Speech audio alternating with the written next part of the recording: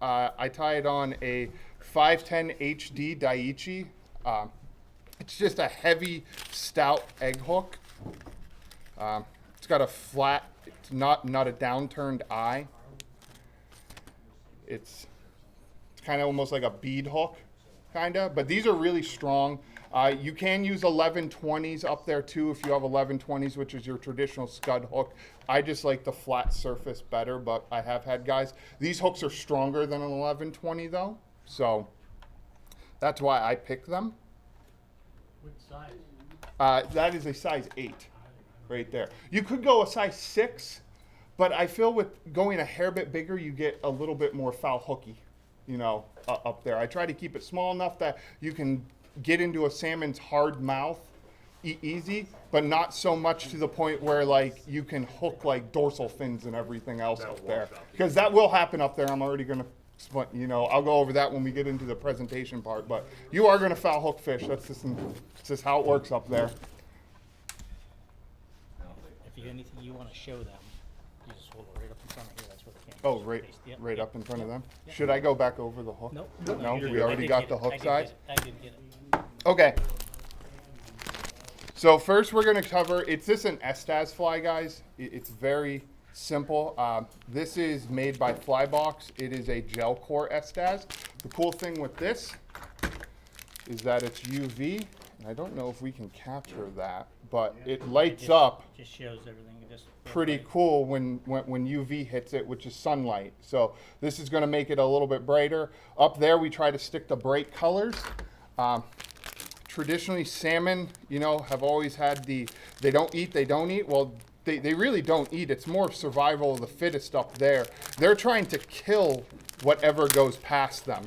So that's more like, that's why eggs work so like actual bait up there, because traditionally salmon, they don't want the offspring of other fish to live. So if they see eggs floating down, they kill them. And that's where that bite comes out of. So these, we're just trying to get an aggression streak out of them to think that, you know, same thing with bait. So we'll start with just some basic thread. I'm going to use probably a hot orange. It really doesn't matter because we're going to cover it up. You know, start traditional, you know, kind of go back right to about the point of the hook is where you want to be with this. One thing that you can also do, guys, and I didn't bring them, but if you're tying on your own, I'll cover right here. I kind of brought a little demo one. We're not going to put weight on this fly, but you can tie these with a little bead head in front if you want a heavier presentation. Up there, probably be good to tie them with beads also, but not, you can tie a little bit of both. If you don't have beads to go on your egg hooks, you can also put a little bit of lead wire down. That'll help it get down too. So it doesn't really take too much with this stuff to tie. I'm gonna do about maybe about that much. You really don't, you know, all we're doing is we're gonna wrap it. Like I said, I try not to make super pretty flies up there because you lose them a lot of the times. So I'll just tie it in on the back, go back forward, just kind of start palmering it to go forward.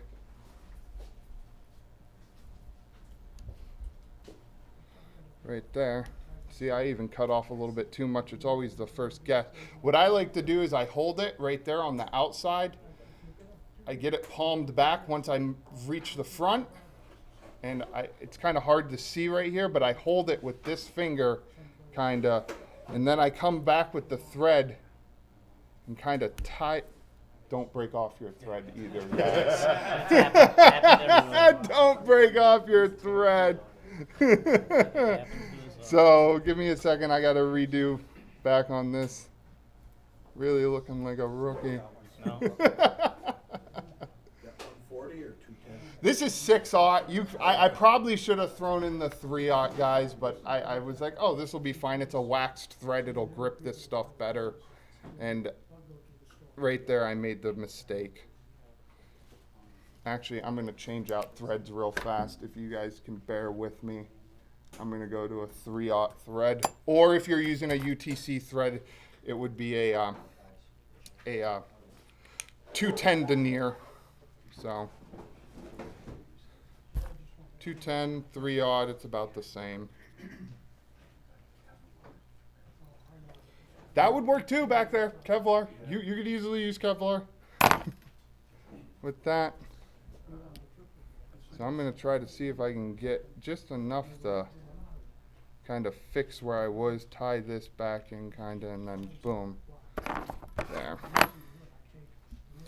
So now we're kind of back, find where that broken piece of thread is. See if I can retie over that broken piece of thread. There we go. There, easy fix, just a hiccup. So start your wrapping again, pull it back, just kind of palm it forward on it.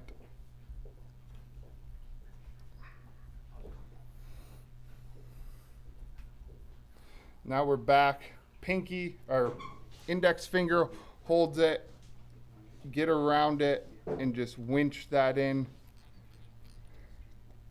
This is the only part that I don't like about 210 or 3/0, these thicker threads. They kind of bulk up in the front. But I also, if you have any of it right here, I like to put a dab of glue on the front right there. Take your whip finisher, go over the glue a couple times, boom.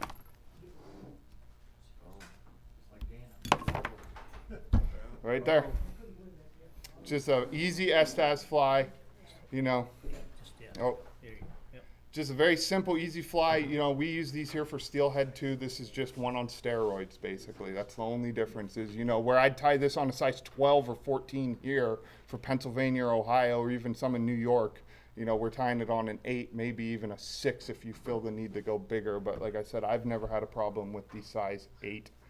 Up there. And you can do this in an array of colors too, guys. So like this one, oh, pass it around? Yeah.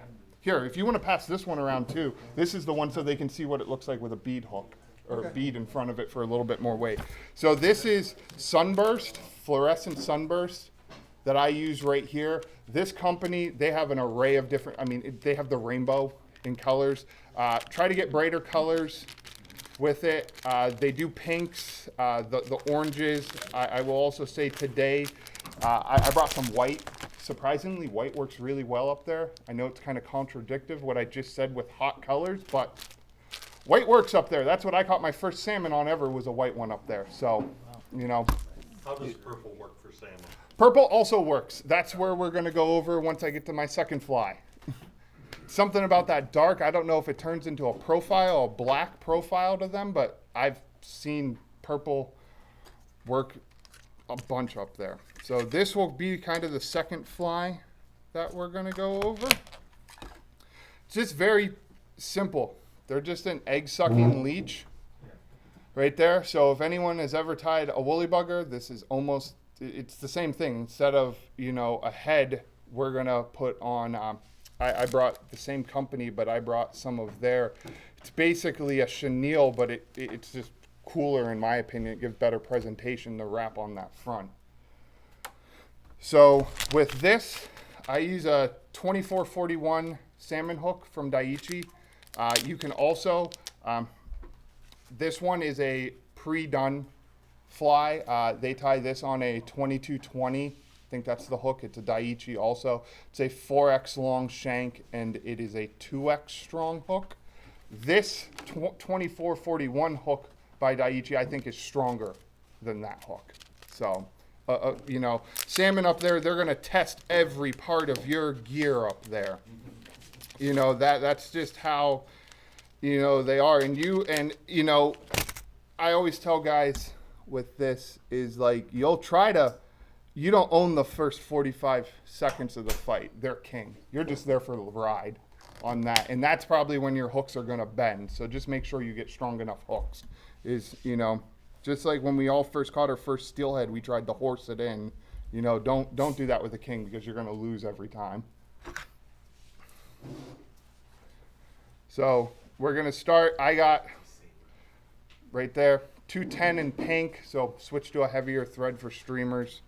Right there, we're just gonna go back and do the traditional, you know, until you hit about the back barb on this one, because these ones have kind of this terrestrial style bend to them. So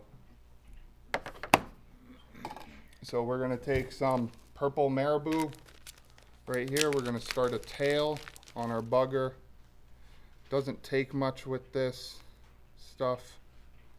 I just kind of grab a few plumes with this.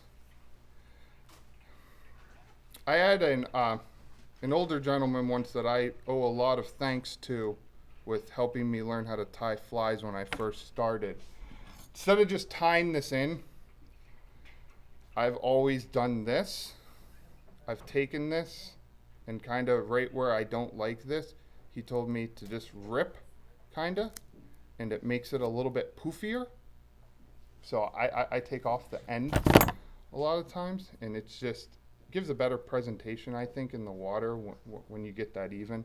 So we're gonna do, I'd say that's probably maybe a little bit over half the hook shank in a tail right there. We'll tie this in. I like to give it one loose wrap and then kind of start to winch down on it. Then what I also do so it doesn't spin is I go in the front of it and then I go back over to the back. So one thing that I also do with this that people might do a little bit differently is they'll cut right there. I don't like that bump right there and trying to build a thread dam to like make it so it's not awkward. So what I do is I kind of wrap up with this extra stuff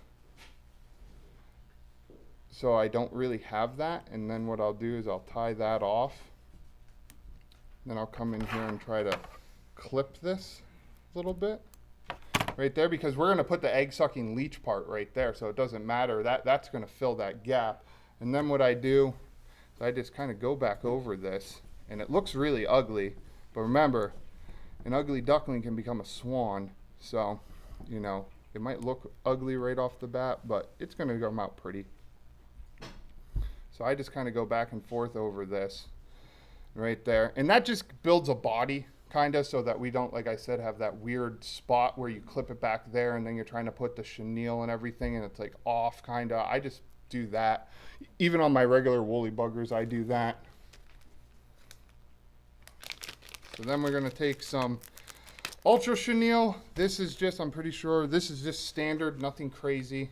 I'm not using the super thick stuff. You could use you could use Antron also if you wanted to use Antron. Antron chenille has a little bit of sparkle in it. Do you do a weighted version as well? You can. So if you wanted to do a weighted version, what I would do is I would have laid down some open loops of lead on the shank of this, and then I would have done over with that hair over the lead. I like to put lead on these because how it sinks, I don't want to put a bead or anything. For one, it's an egg sucking leech, so the bead would be in the front kind of, so it'd be kind of weird looking, I feel, but I don't want the fly to go head. I want the lead to be dispersed through it so it goes through the water column more evenly. So that's why I like to do the lead bodies more. What do I do with my chenille? Okay, there we go. But you could fish them both ways up there, weighted and Yeah, unweighted? yeah, you can do it weighted up there. It just depends. Every part of this river is going to be kind of different. Like the DSR, like I don't think you need as much weight down there. And then if you guys ever go back up like on your guys' own, like I think the city is where like you need way more weight. Like you can get away with a more finesse presentation down there.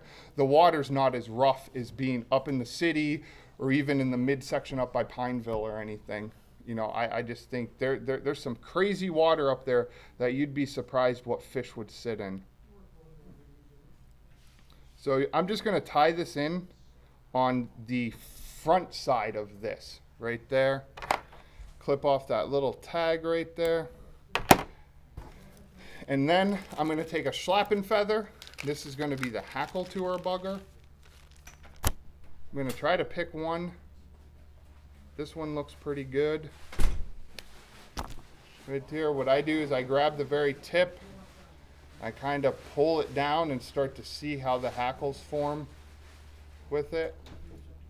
And this is the hardest part that took me the longest, guys, and I still mess up on it, is judging, because what I like to do to wrap this is I strip these bottom fibers, judging how much of this hackle you need for this section when stripping it. So I'm going to say that with this fly, if I cut the tip off the tie, I'm probably going to strip right about there, you know. And you don't need to do what I do, but I just think this makes it easier to wrap. So to each their own on this. Then I take the very tip of this, I pull it back right there. I pull that right there. And then I'll clip this tip a little so that I can tie in that clipped part. And it makes it easier for me to wrap personally. So there. We got that tied. We got our hackle tied in on one side, and we got our chenille tied in on the other side. So then go back up to the front of the fly right there, and I'm just going to start wrapping this chenille. And fingers crossed I judged it right, because that is also the hardest part with chenille. And it looks like we are going to be extremely close with this, with about 1/8 of an inch to spare. So, frugal fly fisherman, I don't like to waste material.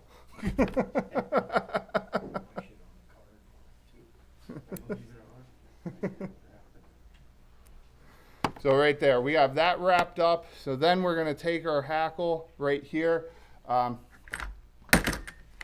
You can use a set of hackle pliers if you like, guys, with this. I don't personally like to use hackle pliers. I'm heavy-handed, as we already seen, and I have broken the stem off while using hackle pliers. It's this, I know it's supposed to be more finesse, but like I can't judge personally how heavy I'm putting onto that, but so I just don't use hackle pliers. Then we're just going to start to slowly wrap, kind of. I want these big open loops, kind of, to get, it looks like I basically, let's see, we nailed that. So again, what I do is I'll pull this back right here, and I'll do kind of like what I did with the Estaz. Index finger holds it. I'll come over here with the thread, one loose wrap, and try to see if I can cinch that in. And that's, you're left with the front right there. So 3/4 of the fly down right there. And then what I'm going to do is I'm going to take our ecstasy. This is actually egg material. You could use glow bug yarn. When I first started doing these, what I do is I do the X of a glow bug yarn on here and poof it, and then toothpick out like an actual glow bug egg on here, which took extremely a lot of time. You can do like what this one's done and use another kind of chenille with this, but I think this stuff gives a little bit cooler texture, or texture wouldn't be the right word, but a little bit cooler aspect to the fly. A lot of these too, you know, they're fluorescing. So when UV hits them, they get brighter again. So that's why I also like this stuff.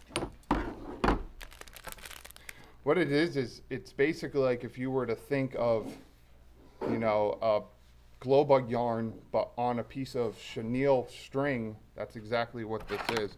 So we're going to take a little chunk of this. I should probably do this. So boom, it doesn't take much. I probably did way too much right there myself.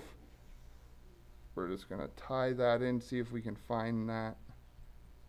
Tie it back into where it starts, go up front, and then basically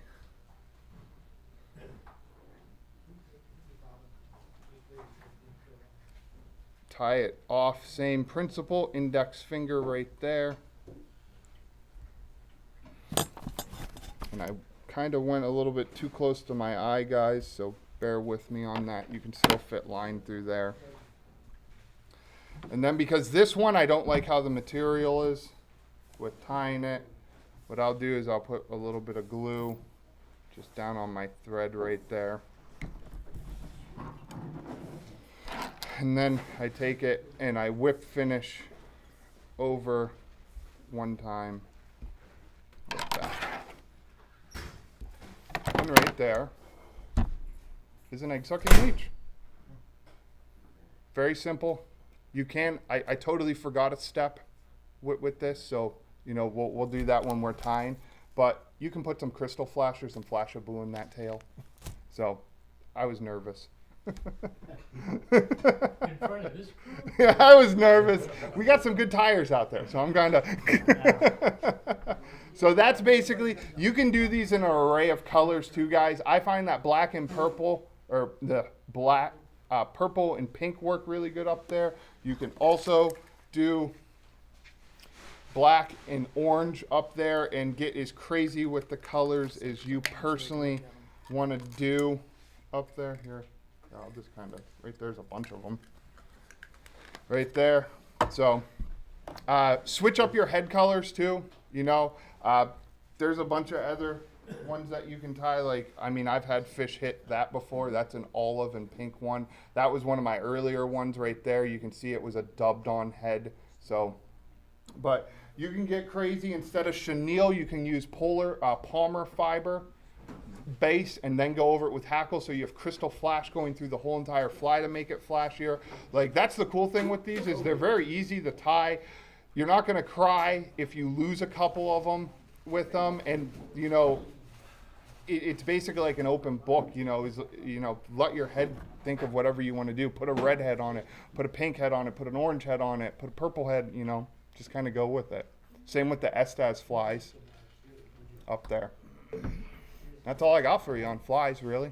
And all that material is at Fish USA? Yes, yes. Everything that I have is here at Fish USA. This stuff also works really nice. It's very easy. Now, I know we're doing a salmon class, but just for all the steelhead guys out there, put like 3 wraps around this on an 1120 Daiichi hook, and this is the most simple egg fly that you'll ever have. You know, that's another cool thing with that stuff.